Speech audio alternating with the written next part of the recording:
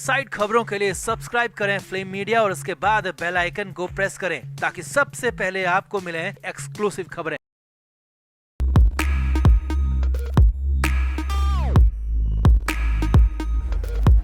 कहते हैं वक्त और कर्म साथ चलते हैं, इसीलिए जो विधायक कभी संजय राउत के सामने बोलने की हिम्मत नहीं करते थे, एक एक मुलाकात के लिए महीनों महीनों कतार में खड़े रहते थे, वो अब संजय राउत को राक्षस महिषासुर बता रहे हैं, जिनका वध माता दुर्गा ने किया था। जी हाँ, शिवसेना से बागी होकर शिंदे गुट में गए विधायक संजय शिरसाट ने संजय राउत को लेकर ऐसा बयान दे दिया है, जिसके बाद बवाल मच गया है। विधायक शिरसाट ने संजय राउत की तुलना राक्षस महिषासुर से कर दी है और इतना तक कह दिया कि जिस तरह माता दुर्गा ने महिषासुर का वध किया था, एक दिन वैसा ही अंत संजय राउत का भी होगा।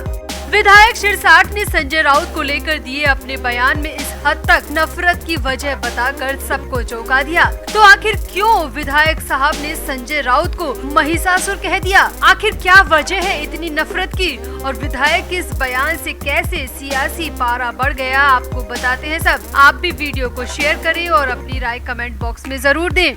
तो आगे बढ़ने से पहले आपको बता दें कि हमारे व्लॉग चैनल नीतू की पलटन का लेटेस्ट व्लॉग रिलीज हो चुका है, जिसका लिंक डिस्क्रिप्शन में है। आप भी जल्दी से व्लॉग देखें, लाइक, शेयर और सब्सक्राइब भी करें।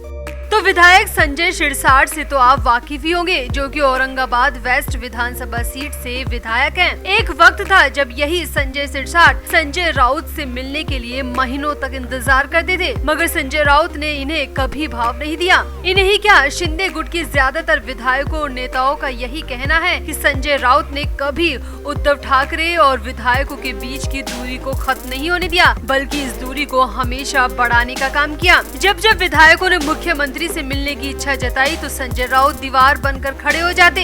विधायक कभी उद्धव ठाकरे से मिल ही नहीं पाते थे, क्योंकि किसी भी विधायक को ठाकरे से मिलने के लिए पहले संजय राउत नाम की लक्ष्मण रेखा को क्रॉस करना पड़ता था। और यही वजह है कि विधायकों ने बागी होने का फैसला ले लिया, और ये वाकई में बहुत बड़ी वजह है। मगर अब वक्त बदला तो विधायक संजय शिरसाट का पॉलिटिकल कद बढ़ गया, और शिंदे के गुट में भले ही मंत्री पद को लेकर गर्मी रही हो, मगर फिर भी विधायक संजय शिरसाट का कद बढ़ा है।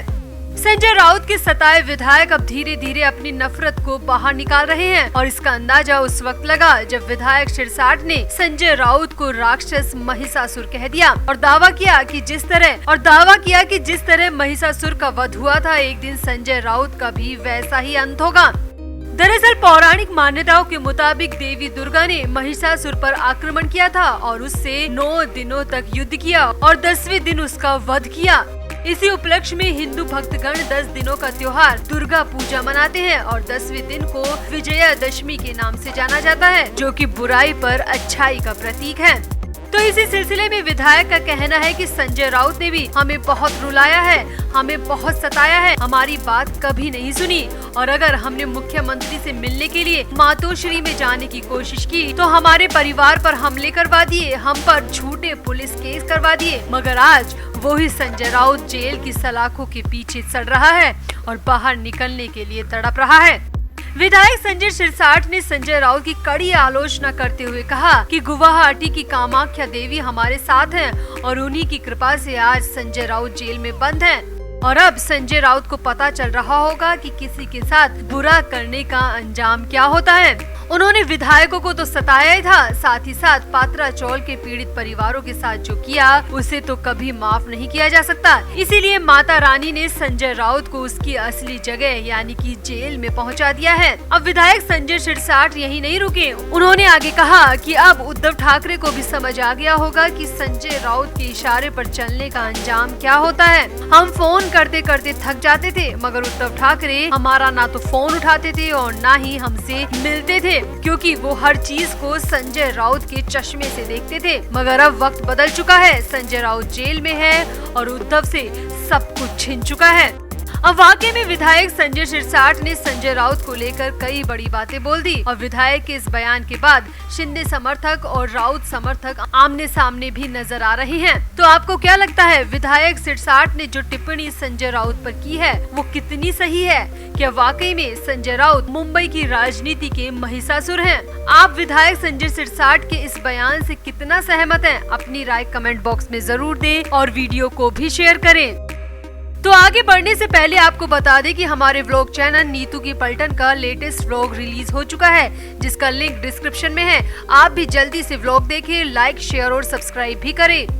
दरअसल बीजेपी नेता किरीट सोमैया की पत्नी मेघा सोमैया द्वारा दायर मानहानि के एक मामले में शिवसेना नेता संजय राउत के खिलाफ मुंबई की शिवड़ी कोर्ट ने बड़ा फैसला दिया है, जिसके मुताबिक राउत ने मेघा के खिलाफ प्रथम दृष्टया जो भी बयान दिया था वो मानहानि वाला ही बयान था और वो बयान सोच समझकर किसी की मर्यादा को ठेस पहुंचाने के लिए दिया गया था, ऐसा कोर्ट का कहना है।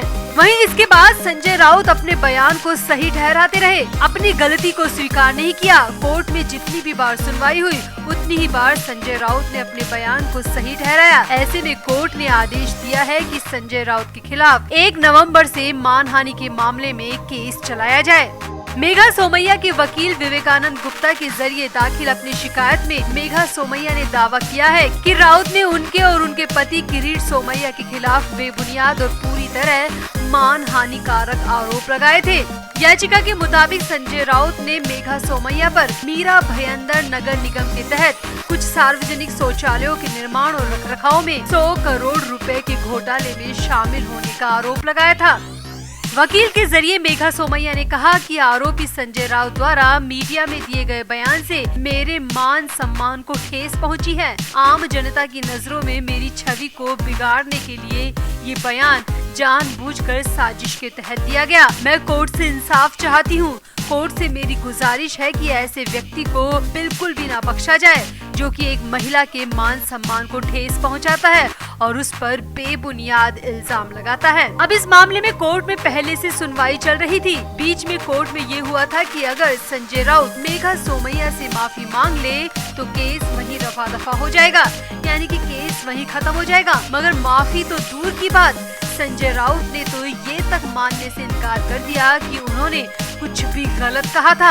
अब 30 सितंबर को यानी कि आज शिवड़ी कोर्ट में हुई सुनवाई में भी संजय राउत के वकील ने कोर्ट में कहा कि उनके क्लाइंट ने मेघा सोमैया को ऐसा कुछ भी नहीं कहा जिससे उनको मानहानि जैसा लगे। एक मामूली से बयान को बड़ा चढ़ाकर बताया जा रहा है। वहीं मेघा सोमैया के वकील अपनी बात पर अड़े रहे, जिसके बाद कोर्ट ने आदेश दिया कि संजय राउत के खिलाफ मानहानि केस में ट्रायल शुरू किया जाए, यानी कि संजय राउत के खिलाफ केस चलाने का साफ संकेत कोर्ट की तरफ से दे दिया गया है। अब अगर कोर्ट में केस चलता है तो यकीनन संजय राउत को मुंह की खानी पड़ेगी, क्योंकि संजय राउत का वो बयान बहुत जगह पर रिकॉर्ड है, टीवी चैनल्स पर खूब प्रसारित किया गया था। और तो सबसे बड़ी बात ये है कि संजय राउत ने सरेआम ये बयान दिया था, जबकि संजय राउत के पास मेघा सोमैया के खिलाफ ना तो कोई सबूत है और ना ही कोई गवाह। वो फिर भी मेघा सोमैया को 100 करोड़ के घोटाले का आरोपी बता रहे थे। अब अगर कोर्ट में केस चलता है तो यकीनन हार राउत की ही होगी और मानहानि के केस में दूसरा पक्ष मोटी रकम की भी डिमांड कर सकता है। तो कहीं ऐसा ना हो जाए कि मेघा सोमैया भी राउत से मानहानि के केस में बड़ी रकम मांग ले, क्योंकि माना जाता है कि बड़ी रकम के जरिए जो मानहानि हुई है उसकी भरपाई की जा सकती है, उसे मुआवजे के तौर पर दी गई रकम मानी जाती है। कई बार तो 100 करोड़ रुपए से ज्यादा भी मानहानि के केस में मांग लिए जाते हैं। हाल ही में हॉलीवुड में हुआ केस आप सभी को याद होगा, जहां एक्टर जॉनी डॉप ने मानहानि केस जीता और कोर्ट के आदेश के मुताबिक आरोपी एक्ट्रेस एम्बर हर्ड को $15 मिलियन यानी कि करीब 116 करोड़ रुपए मुआवजे के तौर पर देने के आदेश दिए गए।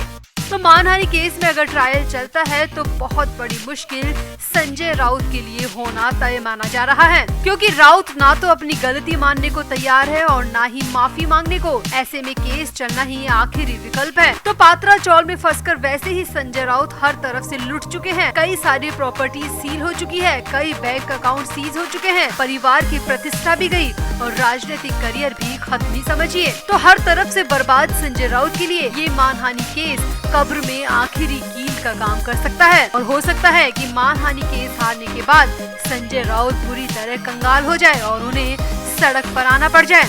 तो आपको क्या लगता है, बड़बोले संजय राउत के खिलाफ केस चलना चाहिए? और अगर केस चलता है तो संजय राउत की हालत किस हद तक खराब हो सकती है? आप भी अपनी राय कमेंट बॉक्स में जरूर दें और वीडियो को भी शेयर करें।